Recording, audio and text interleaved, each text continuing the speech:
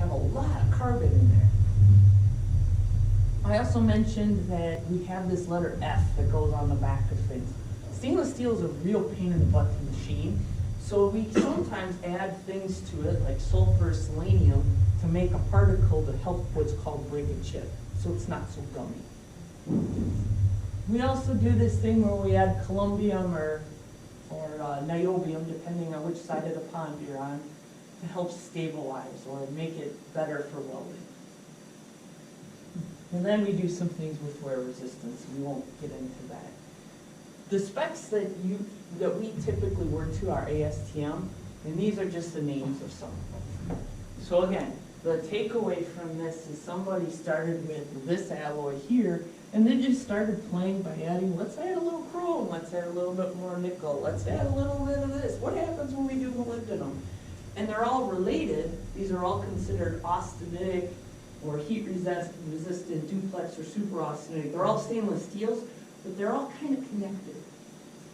Did I lose you, or did I'm blown, or like, wow, that's good. I'm glad you find it exciting, Wagner. So, another thing to just think about with these alloys are, these are really used for a lot of their corrosion resistance. They don't have the greatest of strengths or that sort of thing. This family down here, the duplex, has some, but most of the time this is corrosion. They left. Who's the Panera for? Who's what? Panera for? Oh, Crane's here. It's for Mike and Dave, but. It's a big lunch for you guys. Yeah, I think they're All right. They're hungry. I guess.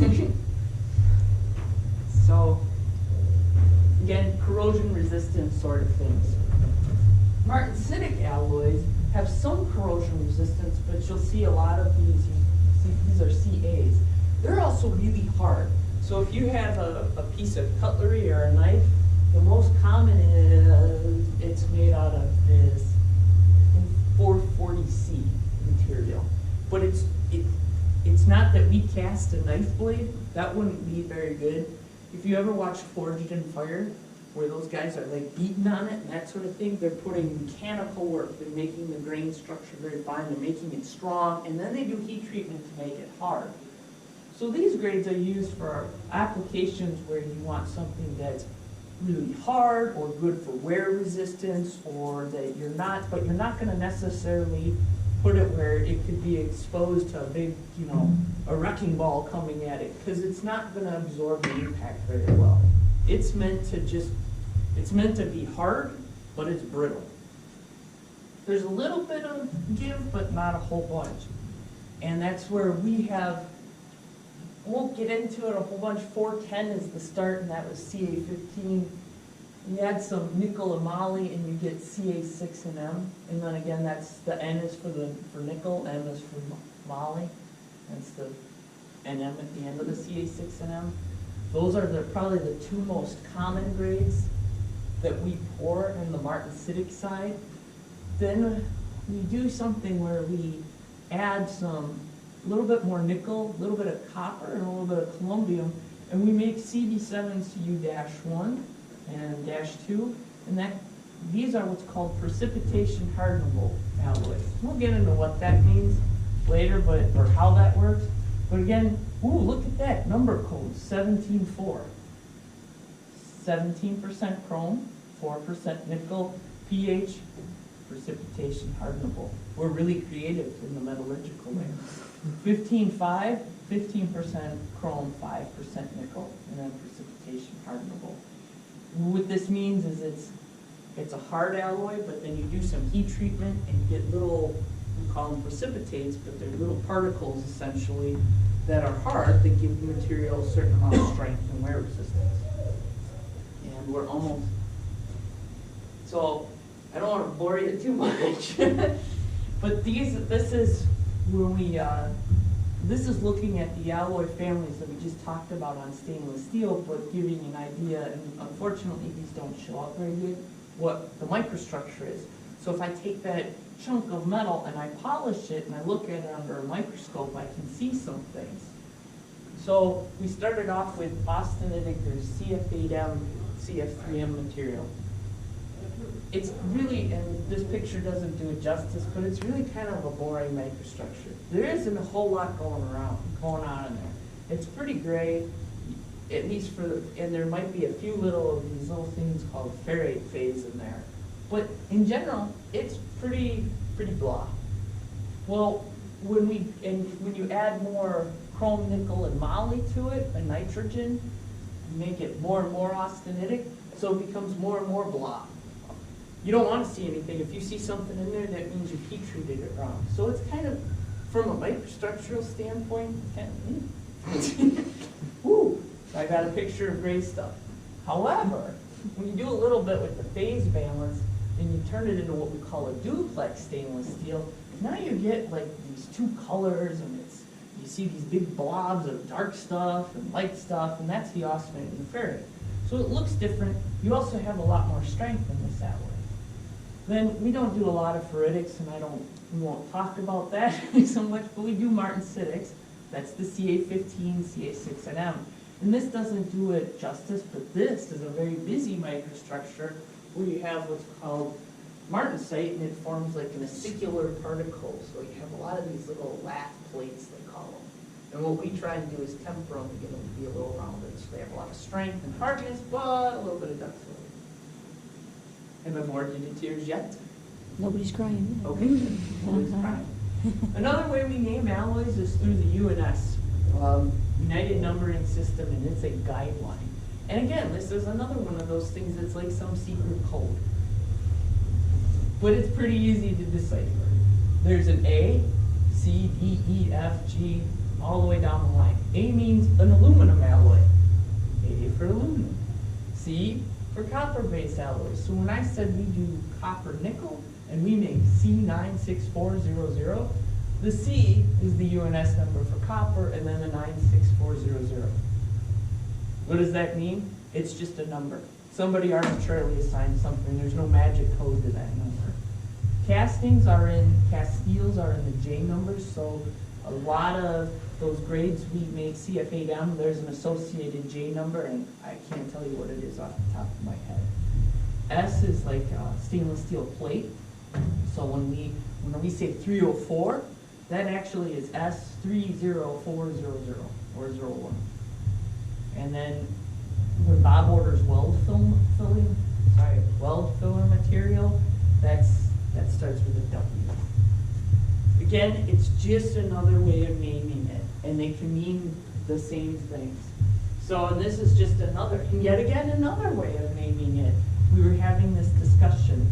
So the Germans came up with DIN numbering system, and it was these Werkstoff numbers, and Mike Profilio can go into much greater detail than I can. But these numbers were just some random thing that were 1.431. Well, then when they became the European Union, they wanted to have a little bit more description, and those numbers weren't good enough. So then they created an EN name. And these look strikingly familiar to some of the names that we're used to seeing. So there's an X10 CRNI 18-8. What does that correspond to?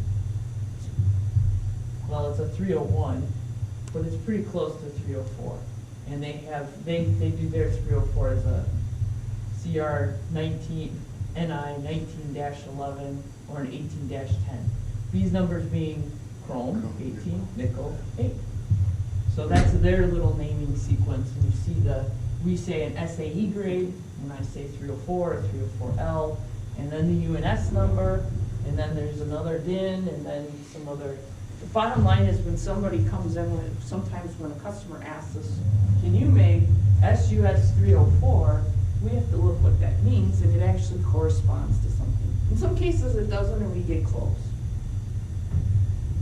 This is just another cross-reference of, so a J number or the UNS number. So CF8M is J92900, it means CF8M. Can also be thought of as an appropriate or S31800, it's an austenite grade in some respects.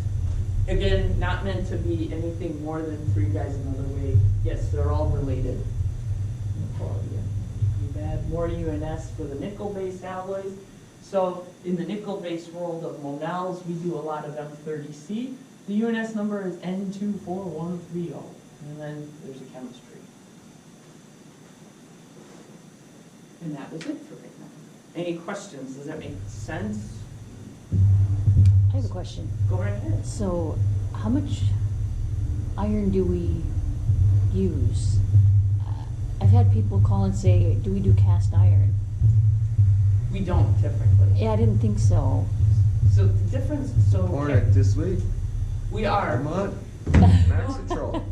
Yeah, we do. We don't necessarily. Do or we don't?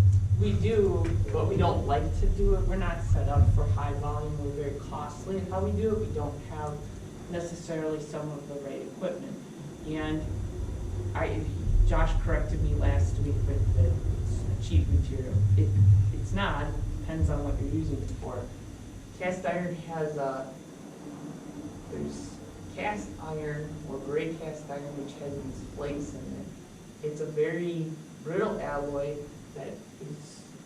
that's very good for dampening properties. So if you have a machine base, you might pour it out of this. It's also very, very fluid because it's got a lot of silicon in there, so it can be really thin shapes. And I can bring up Josh's engine block cutaway that he made. Well, he didn't, but the people at Motor Castings made. So you can make things that are really, really thin. The metal's very fluid. It pours like water. Doesn't shrink, right? It doesn't shrink. That's another thing that makes it easier to do too. So we'll get to that a little bit later, but when we pour, so we pour a casting, if we want to make this block, we don't just pour this block. We can't just do that. Right, Anthony? That's right. It won't work. So what we end up doing is we have to first account for what we call shrinkage. And you have two types. One, when you have the phase change from liquid to solid, and we'll get into that. Liquids take up more space, solids contract. And then also, as it's cooling, when you heat stuff up, things go up and down. And then we also have to we can't just pour metal into there because we'll end up with this little hole here. We'll end up with shrink. So that's not good. So then Anthony and his friends downstairs have to put big, well, especially if you're in sand foundry, a big old riser on the top, extra metal, so that you get a shrinkage pipe here, and it doesn't go down into that casting. So when Jim says it doesn't shrink very much, the nice thing with cast iron is that if I wanted to make this block out of cast iron, I would have something, sorry, here, and instead of this ginormous riser to account for the shrink pipe, this little stub on the top of it. It doesn't, the reason it does that, the reason it doesn't shrink, are these little flakes, when they come out, they expand and they take up space. And I really can't get into the mechanism of that. And it's not magic, I know that, but it's been a while and I can look that up. So, when we pour iron, we don't do a lot of it because we're not necessarily set up for it. We can't do it as cost effective as iron shops can. So like where Mike works, where he works at Appleton Electric, they're set up for high production, high volume, and they can crank out all sorts of stuff. And they don't have to, they're just set up for it, we're not. So why are we doing Maxitrol? It's called cast iron and we're pouring it, but I don't know why you say we can't pour cast iron. It's very confusing. We can, we just don't pour it as cost effectively as other things. But our cast iron is considered cast iron? Yes, to it's other really, shops? it's really the same cast thing. iron. It's the same thing as what you're talking about. And Richland then- Center poured them for us. Richland back when they Center- were involved. Yeah. It's the same job. Oh, okay. So we're probably priced higher Yes. than if this customer would go to So, right, an iron shop. Now, where we might be competitive is that volume side of things. So, a lot of cast iron shops are set up for automotive or high production facilities. So they're making molds in seconds. and able to pour them off. Minutes is closer to that, where it takes us a lot longer to do that. But if you only happen to make 10 castings, they may not want to set up for a run like that, because the setup time is really expensive, where we can just throw it on and do that. Cast iron I'm not as afraid of. What I'm more afraid of is ductile iron. Ductile iron, instead of getting flakes, you get these are graphite flakes, so it's carbon. It's just literally a little flake of carbon, like a corn flake of carbon. These are nodules. This is a lot harder to control. And the properties are typically more demanding, and we've struggled with this at times. You have to work it, how you heat treat it, how you let it cool in the mold.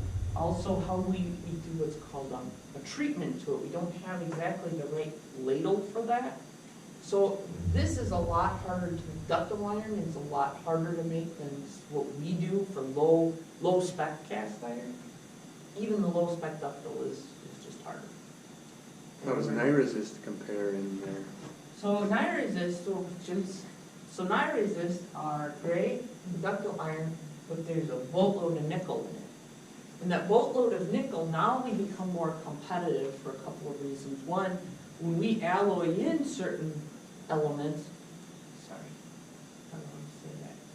So because we're a high alloy foundry, in most cases you pick up chrome, nickel, moly at times, and even though we try and sequence the furnace to limit that, you're still going to pick it up. Also because of what we predominantly make here, we wouldn't want to have a cheap charge material that we only use for 5,000 pounds of castings. And so we're more competitively priced because we're used to buying nickel, we're used to dealing with nickel products.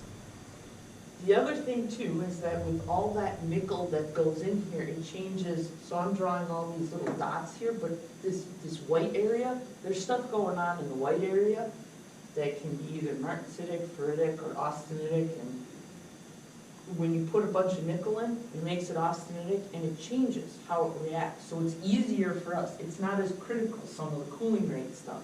There's heat treats that are in place, so it becomes easier for us to process. So let me go back. There's cast. When you say cast iron, typically people think of gray cast iron, which are cornflakes of carbon floating around. Brittle, strong material that's got good dampening quality and good wear resistance. Also, these flakes act to lubricate. You have ductile cast iron, which has, instead of flakes, you do stuff to the metal and it makes the flakes turn into nodules and round. Tough material. This, I could hit it with a hammer and break it. This, I'd hit it with a hammer and it'd bounce off and hit me if I'm not careful. A lot stronger, a lot tougher from that standpoint. Very similar to steel, carbon steel. Then, and they don't have expensive alloying elements like we do here for our high alloys. This one is very dependent on how you cool it in the mold and how you heat treat it. Well then, when you put nickel and you get Nyresist, now you're dealing with a high alloy. So that the charge materials that we have, it's not as much of a cost anymore. It's because you got all this nickel in there. The nickel also helps this the matrix, or not Keanu Reeves, but this is called the matrix, this background material that these nodules and flakes are. It makes it fully austenitic and easier for us to process. So that's why we're competitive with it. That makes sense, or did I go overboard? That's interesting. Then So, I but then by decline. adding the nickel, you take away something else, so there's always a trade-off. I mean, With the added nickel, you're absolutely right. Must be With less the- iron. With the added nickel, Right. what you get, the trade-off is you get better corrosion resistance, but then you can't typically get as high of strengths as you can with some of the ductile irons. So the trade-off is it costs more, but you get some corrosion resistance, but you can't get as much strength. and when it comes to, I don't know if we have time for this, but with ilium, like, did stainless create ilium or? The Ilium Corporation created it, and then when, Mr. McBroom Senior bought the company, he bought the recipes. Oh, Right, so that we they- didn't, someone here didn't come up with it. No, but Ron, when he was here, did work on Ilium P, which is also Lumet 15, which I think he did some, but, and then maybe some metallurgists prior to. They worked with the people at now Weir Lewis to develop those alloys. And then the Ilium 8, Ron actually did the development on. He did it by back engineering Waukesha 88, but yes, Okay. he did that. Then there are some, and then some, so it just depends. Some of the alloys, yes, Ron did do, but they're kind of reverse engineering some rock grades. We make Ilium, one other thing, just because it says Ilium, they're different. And they're not all, sometimes they're very different. Oh, okay. So we make Ilium 6 and Ilium 21. Yep, these are cobalt. We make Ilium 98, Ilium 8. These are nickel based, but this has tin and bismuth, which is poison everything else. We make, I mentioned Ilium P and PD. G6 or GX or something? These are iron based, and these are like Lumet 15. They're a duplex alloy, and then yes, you have an Ilium GX, which I think is nickel with a little bit of cobalt. So they're very different. So you can't assume that just because it says Ilium, it's all in the same family. It isn't. These alloys, there's a trade name called Stellite that they developed Stellite 6 and Stellite 21. Maybe Ron was the one who came up with, and they're wrought alloys, so they're worked. So maybe he's the one who came up with Ilium 6, Ilium 21, and why? Because the numbers are close. The only reason this is 8 and not 88 is because 88 is trademarked by Waukesha. This is an alloy that Stainless Foundry did develop, well, the Ilium Corporation did develop, and this is one that we actually did hold the patent on for a long time. We have for to- sulfuric acid. Do we have the exclusive rights to pour in anything where no other foundry can make? Do we have is that the patent or do we hold any anymore? That was this, but I'm pretty sure the patent expired, and we did have a few foundries, a couple of foundries that actually, Wisconsin Centrifugal being one of them, that did have a license. And lo and behold, there's people that pirate our alloy. Because we've gotten quotes for Ilium 98, so a few years back, we made that big, long push rod, that big bar of Ilium 8 that we ended up having to weld together. The customer came to us because they couldn't find anybody, but somebody had made some large-ass bar of Ilium 8, of Ilium 90. They called it Ilium 98, but it wasn't us.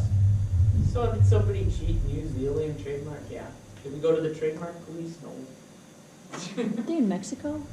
Yeah, I think it was. So they can just throw it on a spectrometer and figure out all the elements in it, and that's how you back engineer it, or what? That's how you back engineer it, but then that's one piece of the puzzle. And you have to determine things about heat treat. You have to determine how you feed these alloys and where you put risers on them. Geometries are different. What Melting practices. Yeah, the melting practices, how you get good quality casting, all of that. The chemistry is the first part, and that's a big part. But there's a whole bunch more that goes into it. That's why when ASTM has the American Standards Testing, oh shoot, I can't remember what the M is, but ASTM, which is one of the specs that we use a lot of, they have chemistries, but they're like ranges this big. The joke is you can drive a truck through them. The expertise comes in to the people here who know how to figure out what chemistry. They tell you have to heat treat it at this temperature minimally, but maybe you really should be going higher than that. They tell you that they don't tell you what temperature you should pour it at. They don't tell you how to gauge measure. They don't tell you your point general melt practice. So that's just because you have that, that's the starting piece, but it's not everything. And I'm sure there's something in each one of their jobs that you, I mean, I'm sure you could see somebody's accounting books, but you wouldn't necessarily, it would take a while to figure out their magic, or their recipe behind it. Make sense? Okay. Anything else? Sorry, I ran over, guys. Thank you. And if next week I will be at my Geek Fest, so enjoying letting my inner geek enjoy, so. But then the following week we'll meet, and I will try to do something a little more impressive than granola bars, because we were running a little late today, guys. Thank you. Thank you.